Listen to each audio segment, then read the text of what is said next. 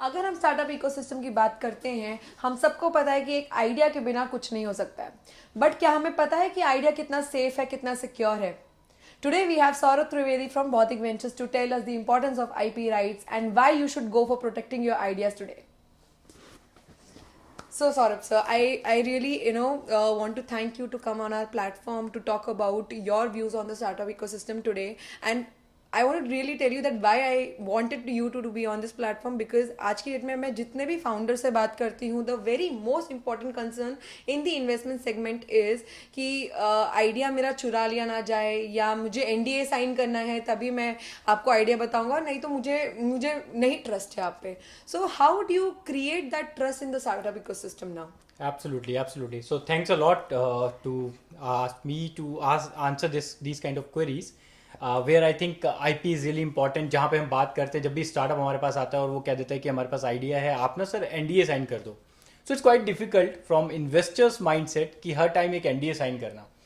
आप एक स्टार्टअप हो, आपके सिमिलर कॉन्सेप्ट के ऊपर दूसरा स्टार्टअप है, आप मेरे से एनडीए साइन करके जाते हो. Suppose you have another startup with the same concept और वो भी मेरे पास आता है और आप कहते हो, मेरे को क्लेम करते हो कि आपने मेरा आइडिया उसे दे दिया.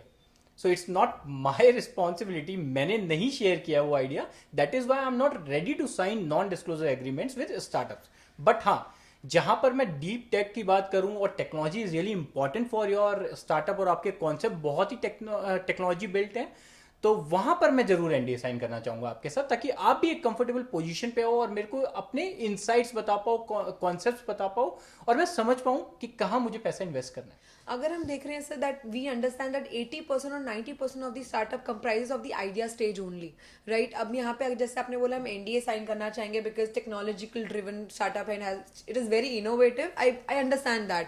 बट मतलब हमें सारे स्टार्टअप के साथ एनडीए साइन करना पड़ेगा because they are just at idea और नॉट इवन कॉन्सेप्ट स्टेज? जब भी हम स्टार्टअप की बात करते हैं कि वो ये उनकी रिक्वायरमेंट है, उन स्टार्टअप्स की रिक्वायरमेंट है कि उनको एक एनडीए चाहिए हमारे एंड पे, उनको चाहिए कॉन्फिडेंशियलिटी कि हम लोग ये डिस्क्लोज नहीं करेंगे. अगर मैं बात करूं कि हमें कितनों के साथ साइन करना है और क्या साइन करना है, तो हम अपने एंड पे झिझकते हैं एज टर्म्स ऑफ इन्वेस्टर की टर्म्स, क्योंकि मैं आपके साथ एनडीए ही साइन करता रह जाऊंगा. I am not really into your business insights कि आप करने क्या वाले हो, where I am going to put my money. So वो मुझे बहुत इंपॉर्टेंट है समझना. इसलिए मैं ये कहता हूँ कि आप एनडीए को तो एक पार्ट लेके चल रहे हो, there are some legal terms as well. NDA हो गया, एम्प्लॉय एग्रीमेंट्स हो गए, वेंडर एग्रीमेंट्स हो गए. यहाँ पर अब बहुत सारे एग्रीमेंट्स की बात करते हो जो आईपी के बियॉन्ड है. बट जहां आपने अपने आइडिया को पेटेंट फाइल कर लिया है, ट्रेडमार्क फाइल किया, मेरे को लगता है आपको खुद को डर नहीं रह जाएगा. आप सीधा मेरे पास आएंगे, शेयर करेंगे अपने आइडिया और आपको लगेगा कि अब तो कोई जरूरत ही नहीं डरने. Totally agree. जैसे ईटीपी के लिए भी, इजी टू पिच के लिए भी हमने ट्रेडमार्क अभी फाइल किया, just because I realise that हमें बहुत जरूरी है अपना लोगो सेव करने का, हमें ट्रेडमार्क करने का. बट अगर मुझे पता है कि मेरा आइडिया चलेगा नहीं या चलेगा, आई एम नॉट श्योर, तो उसमें आईपी का मुझे कैसा इंपॉर्टेंस दिखता है? जब हम बात करते हैं मेरा आइडिया चलेगा या नहीं चलेगा, there would be two concept. जहां पेटेंट्स की बात करते हैं वहां पर एक प्रोविजनल कॉन्सेप्ट आता है, प्रोविजनल पैटेंट फाइलिंग. ठीक है, जहां आपको थोड़ा सा फियर होता है कि ये आइडिया आगे काम करने वाला है नहीं करने वाला है, but you have some 1 year time frame with you where you can submit your complete application. Provisional just to block the priority date, just to disclose your idea. ठीक है, उसके बाद आपके पास 1 साल का टाइम फ्रेम है, but you get the application number. आपके पास वो एप्लीकेशन नंबर आ जाता है, आप अपने पिच डेक पे डालते हो, आप अपने वेबसाइट्स पे डालते हो, कहीं पर भी जहां भी आप डिस्क्लोज करने जा रहे हो, at least you are just secure enough जहां पर आप पेटेंट्स और अपने आइडिया को सिक्योर कर लेते हो. और 1 साल के अंदर आप डिसाइड कर लो आपको आगे बढ़ना है नहीं बढ़ना. Correct. And sir, everybody knows that you are also an investor. So आप जब इन्वेस्टमेंट के लिए जा रहे हैं, you are putting money in the startup, what are the things that you look for specially in early stage startups when you are putting money in? देखो, first of all जब investment का perspective आता है तो मैं सबसे पहले तो ये कहूंगा कि कई बार ना हमारे कहते हैं ना इकोसिस्टम में नेटवर्क बहुत इंपॉर्टेंट होता है. If somebody is recommended by other known person, that is really important for us to listen him. उसकी पिच हमारे बहुत इंपॉर्टेंट हो जाती है देखने, क्योंकि वो हमारा बहुत क्लोज नेटवर्क था या क्लोज पर्सन था जिसने हमें रिकमेंड किया था कि आप इनके साथ काम कर सकते हो. अब मैं बात करता हूं कि अगर मैं चेकलिस्ट पे आऊं तो मेरे लिए आपके सारे एलिमेंट्स होना, आप के को फाउंडर्स कौन है, आपके टीम के स्किल सेट्स क्या है, प्रोफाइल्स क्या है आप लोगों की, उसके बाद कॉन्सेप्ट कितना स्ट्रांग है, टेक्नोलॉजी क्या है, what is unique selling point? आपके स्टार्टअप में यूनिक सेलिंग पॉइंट क्या है? आप सर्विस सेल कर रहे हो, आप प्रोडक्ट सेल कर रहे हो, उस प्रोडक्ट को मैन्युफैक्चर कहाँ कर रहे हो, आपके ना डिटेल्स चाहिए होंगी प्रॉपर, तब जाके, और उसमें एक आईपी, ये एक मेन इंग्रेडिएंट डाल देता हूँ और आपको कि एक इंपॉर्टेंट एलिमेंट हो जाता है जब आप अपनी स्टार्टअप जर्नी को शुरू कर रहे होते हो। तो एज अ इन्वेस्टर मैं भी वो सारी चीजें ही देखता हूँ जो एक जनरल इन्वेस्टर भी देखता है, बट या IP as an additional part on my front as well. Great, great. Sir, one big important question that I just got spontaneously कि अगर मैं एक network ecosystem की बात करती हूँ, that I was a founder. I joined the ecosystem like 5 to 6 years back. मुझे कुछ नहीं पता था ecosystem के बारे में, but gradually I grew, I understood, I made network. According to you, what should be the best skills required to build a good relationship and a network in the ecosystem? First of all, network is your net worth, and ये हर कोई जानता है। अब जहां भी मैं अपने startup को शुरू, आज से आप 5 साल 6 साल पहले की बात कर रहे हो, जब हमें ये भी नहीं पता था कि स्टार्टअप होता क्या है। 2016 when PMO announce that startup India, make in India concept आएगा, तो हमें लगा कि अच्छा ये भी कुछ नई चीज है। That is where we have just thought of to support the Indian startup ecosystem. हमने भी उसी टाइम पे ये डेवलप किया था। Before that we just serving international clients for IP, intellectual property कैसे करना है इंडिया में, किस किस तरीके से हम प्रोटेक्ट कर सकते हैं।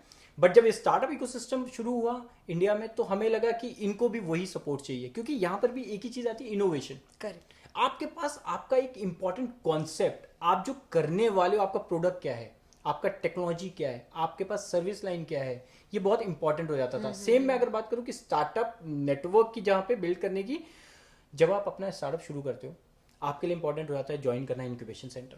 Correct. Because you just wanted to see what other peoples are doing.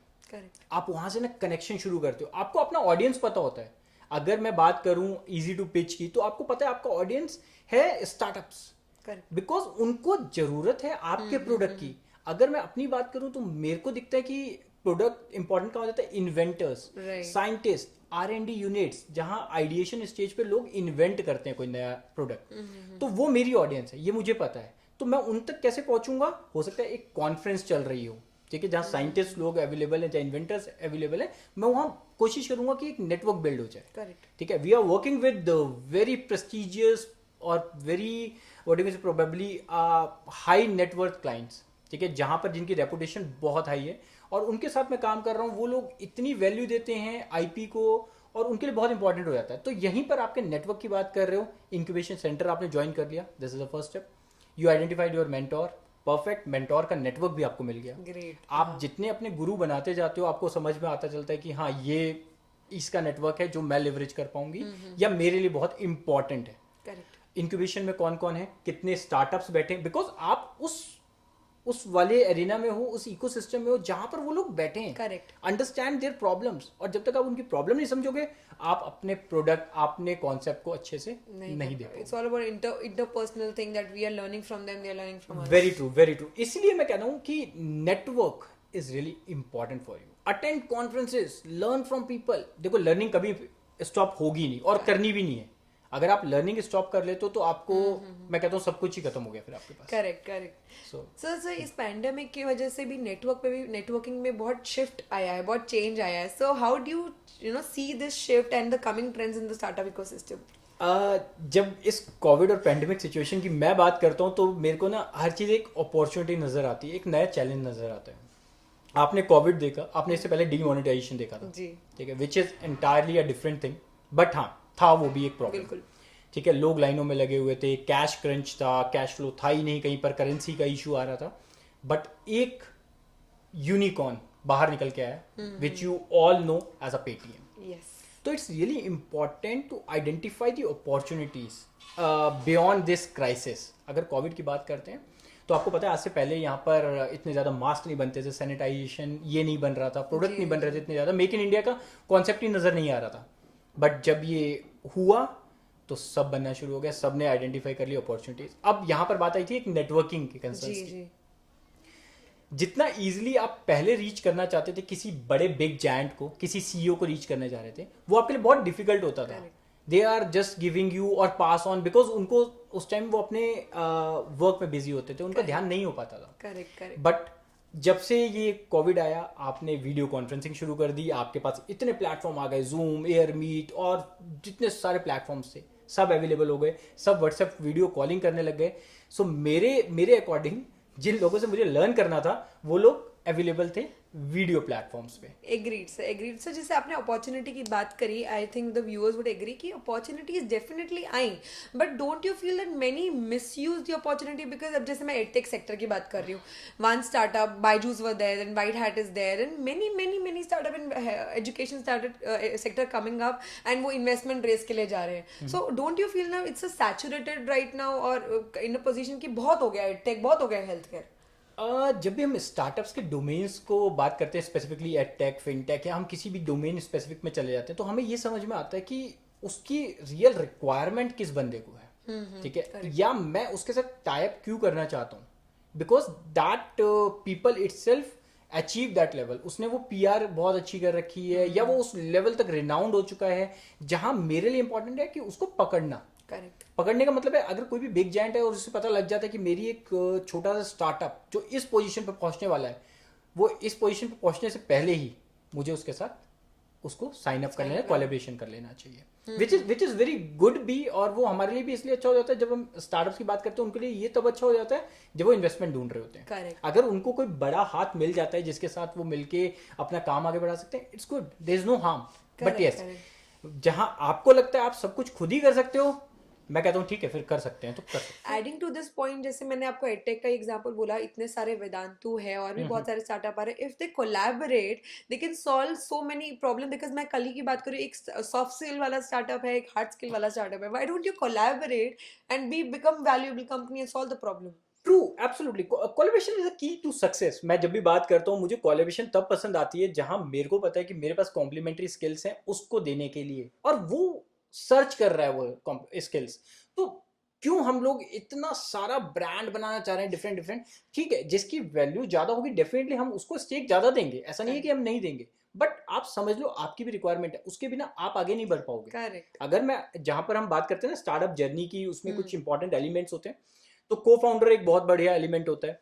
अगर प्रियंका आपके पास टेक्निकल स्किल्स है और आप बहुत अच्छे से जानते हो अपने टेक्निकल प्रोडक्ट को, मैं भी वही टेक्निकल प्रोडक्ट जानता हूँ, do you think it's really work for us? I don't think so. Absolutely. But अब सेकंड पार्ट पे, अगर मेरे पास मार्केटिंग स्किल्स बहुत अच्छे हैं तो आप कहोगे ऑफ कोर्स आप सेल वी कर कैन सकते मेक अ बिजनेस नाउ. हो. तो वहीं पर यही चीज मैं कहना चाहता हूँ कोलैबोरेशन के लिए.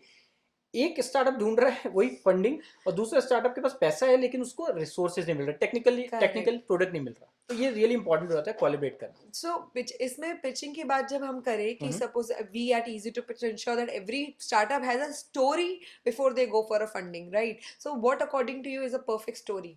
परफेक्ट स्टोरी तो देखो, जब भी मैं बात करता हूँ परफेक्ट स्टोरी की, तो मैं बात करता हूँ रियलिटी की. ठीक है, अगर वो रियलिटी है तो इट मेक्स सेंस. आप जैसा भी हो, जो भी आपकी कहानी रही है, जिस तरीके से आपने अपने आप को इस लेवल तक लेके आए हो जहां आप कुछ क्रिएट करने वाले, कुछ पिच करने वाले किसी को, वो सेंस करता है. ठीक है, हाँ, उसको किस फॉर्मेट में बताना है वो रियली इंपॉर्टेंट है. I think easy to pitch knows कि उस स्टोरी को हम बताते हैं कि इस लाइन के अंदर डालना. हो सकता है मैं उसे मिसफ्रेज कर दूं हर टाइम, मैं कुछ पहले बता रहा हूँ और कुछ बाद में बता रहा हूँ, बट आप मुझे ये बता सकते हो कि ये फॉर्मेट है, इस फॉर्मेट के अकॉर्डिंग डिजाइन करते हैं. Correct, correct. But sir I am actually very glad you took out this thing. आपने ये चीज बोला कि स्टोरी का क्या इंपॉर्टेंस होता है, क्योंकि जब हम लास्ट डेकेड की ट्रेंड की बात करते हैं, investors were more of professionally कि हाँ इट्स लाइक कितना बड़ा मार्केट है. लेकिन अब सबको रियलिटी पता है, कितना बड़ा मार्केट की बात नहीं होती है, कितना एज अ टीम आप कर सकते हैं execute, that is much matter to any investor. What do you think like in this?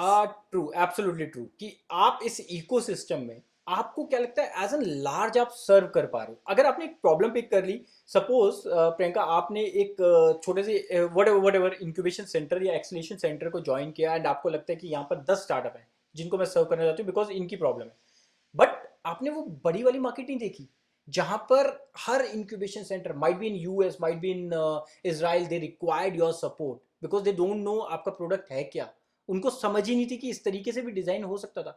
But आपने रिस्ट्रिक्ट कर दिया, आपने कहा नहीं नहीं मेरी यही है टेरिटरी, मैं इतने पे ही लिमिट हूँ. No, it's not like.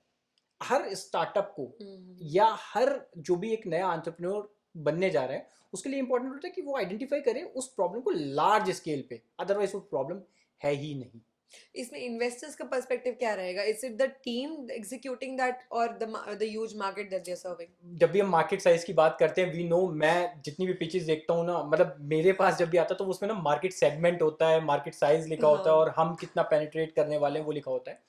मेरा मानना ये है, I know that this is a very big, correct, बहुत बड़ी मार्केट है, बट आपका प्रोडक्ट कहाँ फिट हो रहा हो है, रहा है, that is really important for you. Correct, ठीक है, करेक्ट, आप मेरे को सिर्फ उस प्रोडक्ट की बताओ कि हम क्या करने वाले हैं और कितना अचीव करेंगे। आप मेरे को ये मत परफेक्ट, बताओ कि बिलियन करोड़ की मार्केट है और आप इसमें सर ये कर सकते हैं, ये इन्वेस्टमेंट मिल जाए तो हम ये कर सकते हैं। It's not like that. It just आपकी टीम में पैशन, विलिंगनेस कितनी है। थोड़े टाइम के बाद ही आपको समझ आ जाता है कि दो फाउंडर्स आपस में कह रहे होते हैं कि मेरे को उससे फंडिंग नहीं लेनी, और जैसे ही फंड रेडी होता है वो कहता है मैं नहीं लेना चाहूंगा, तू ले करेक्ट, ले इतने पे। मतलब these kind of conflict we have to analyze in the कहते हैं जब हम शुरू कर रहे हैं इनिशिएशन आइडिएशन स्टेज पे। और मुझे लगता है कि आपका रोल बहुत इंपॉर्टेंट हो जाता है जब आप अपने प्रोडक्ट को देखते हो ना, कि फाउंडर्स को क्या बताना है, करेक्ट, कि आप किस तरीके से प्रेजेंट करो। This is really important. Correct sir, अगर मैं अभी अपने प्रोडक्ट को डिफाइन करने बैठ जाऊं और मेरे को पता है कि प्रियंका को प्रोडक्ट से मतलब नहीं है, प्रियंका को मतलब है कि आप ये बताओ कि हम कितना कमाने वाले हैं, तो आप मेरे को प्रोडक्ट बताते भी रहोगे तो मैं ये कहूंगा फायदा नहीं है। तो आप टू द पॉइंट बात करो। आई थिंक आप अपने पिच में ना कवर करते हो ये सारे पॉइंट्स ना, और विच इज रियली इंपॉर्टेंट और नीड ऑफ एन आर, कि आपको एक लाइन खाना है, आपको 2 लाइन में बोलना है, आपको 3 लाइन में बोलना है। इसलिए important. Great. So, sir, just last thing, just to know more about the investments, ki jaise you have invested in companies like eBayco and many more renowned startups. When you talk about exit, what is the perfect or the very attractive exit plan according to you? जब भी हम बात करते हैं investor के perspective से कि exit कब लेना है कब नहीं लेना है, तो मैं कहूँगा कि एक माइंडसेट बना होता है कि मेरे को, मैं जो भी इन्वेस्ट कर रहा हूँ उससे मुझे 10 गुना पैसा चाहिए। ठीक है, अब अगर मैं इसे 2 साल में इवेल्युएट कर लूँ, 3 साल में इवेल्युएट कर लूँ, 5 साल में, it's entirely depend on companies growth. मुझे पता है कि ये 2 साल के अंदर ही मुझे 10x की एग्जिट दे देगा, उसके बाद मुझे नहीं लगता ये प्रोडक्ट मार्केट में आगे जाएगा, because there would be an number of competitors जो वो ब्लॉक नहीं कर पाएगा।